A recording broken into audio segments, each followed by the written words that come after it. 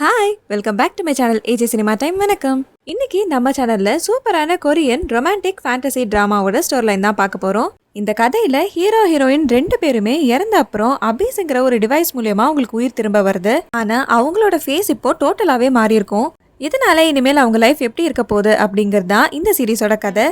இந்த சீரிஸோட பேரு அபிஸ். இது 2019ல ரிலீஸ் ஆச்சு. இதுல ஹீரோயினோட பேரு சியோன், ஹீரோவோட பேரு சாமின்.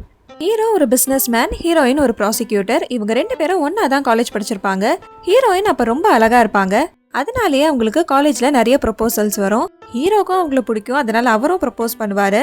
ஆனா ஹீரோயின் அவரை ஒரு ஃப்ரெண்டா தான் பார்ப்பாங்க. அவங்களே ஹீரோக்கு ஒரு பொண்ணையும் இன்ட்ரடியூஸ் பண்ணி வைப்பாங்க. இப்ப அந்த பொண்ணும் ஹீரோவும் லவ் பண்ணி அது மேரேஜ் வரைக்கும் வந்திருக்கும். ஆனா கல்யாணம் ஆகிறதுக்கு கொஞ்ச நாள் இருக்கப்போ அந்த பொண்ணு ஹீரோக்கு ஒரு மெசேஜ் அனுப்புறாங்க. அவர் பார்க்க அழகா இல்ல, அதனால அந்த மேரேஜை கேன்சல் பண்றதா சொல்றாங்க. அதனால இப்ப ஹீரோ சாக்கிறதுக்காக ஒரு பில்டிங் மேல நிக்கிறப்போ ஏதோ ஒரு லைட் மாதிரி ஸ்பீட்ல வந்து இவரை இடிச்சிருக்கும். அதனால அங்கேயே ஹீரோ இறந்தும் போறாரு. அவர் இடிச்சது சூப்பர் நேச்சுரல் பவர் இருக்க ஒரு ஹியூமன். அவங்க ஹீரோ மேல மோதினதுனால தான் அவர் இறந்துட்டாருன்னு அபிஸ்னு ஒரு டிவைஸை யூஸ் பண்ணி ஹீரோவை உயிரோட திரும்ப கொண்டு வராங்க. அந்த டிவைஸை வச்சு யார் இறந்திருந்தாலும் அவங்கள உயிரோட திரும்ப கொண்டு வர முடியும். ஹீரோக்கு உயிர் வருது. ஆனா இப்போ அவர் ஒரு அழகான ஆளா மாறி இருப்பாரு. ஏன்னா அந்த டிவைஸை வச்சு யாரை திரும்ப உயிரோட கொண்டு வந்தாலும் அவங்களோட முகம், அவங்க சோல் எவ்வளவு அழகா இருக்கோ அந்த மாதிரி மாறிடும். அதனாலதான் இப்ப ஹீரோவும் அழகா மாறி இருப்பாரு. அந்த அபிஸ் டிவைஸையும் ஹீரோவையே வச்சுக்க சொல்வாங்க. இந்த விஷயத்த சொன்னா யாரும் நம்ப மாட்டாங்கன்னு, இத ஹீரோயின் கண்டிப்பா புரிஞ்சுப்பாங்கன்னு அவங்க கிட்ட இத பத்தி சொல்ல வராரு. ஆனா அவங்க ஒரு கேஸ்ல பிஸியா இருப்பாங்க. 2000ல நடந்த ஒரு சீரியல் கில்லிங்கோட பேட்டர்ன் மாதிரியே இப்ப நடக்க ஸ்டார்ட் ஆயிருக்கும். அத பத்தி தான் ஹீரோயின் இன்வெஸ்டிகேட் பண்ணிட்டு இருப்பாங்க. ஹீரோ அவங்கள வந்து மீட்டும் பண்ணிருப்பாரு. ஆனா இப்ப அவரோட ஃபேஸ் வேற மாதிரி இருக்கிறதுனால அவர் யாரும் நினைச்சு அவங்க அங்கிருந்து போயிருப்பாங்க. ஹீரோயினுக்கு கால் பண்ணி அவங்கள வீட்லயே வந்து மீட் பண்றதா இவர் சொல்லியிருப்பாரு.